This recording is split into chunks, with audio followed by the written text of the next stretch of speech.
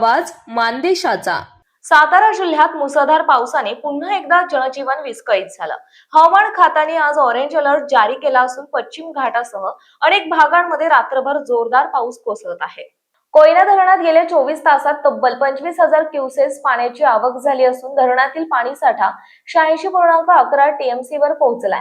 पाणीसाठा नियंत्रित ठेवण्यासाठी धरणातून 6,129 क्युसेस पाणी कोयना नदी पात्रात सोडण्यात येते, त्यामुळे नदीची पाणी पातळी झपाट्याने वाढत आहे।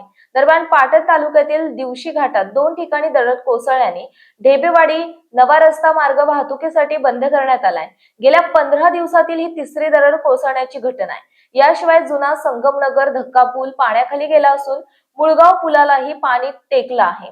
काही ठिकाणी घरांची संरक्षक भिंत कोसळली असून रस्त्यांवरही पाणी साचल्याने प्रशासनाने नागरिकांना सतर्क राहण्याचे आवाहन केलंय। आपल्या जिल्ह्यातील तालुक्यातील लेटेस्ट बातम्या पाहण्यासाठी आजच मान चौफेर न्यूज चॅनलला YouTube वर सबस्क्राईब करा आणि बेल आयकॉन प्रेस करा।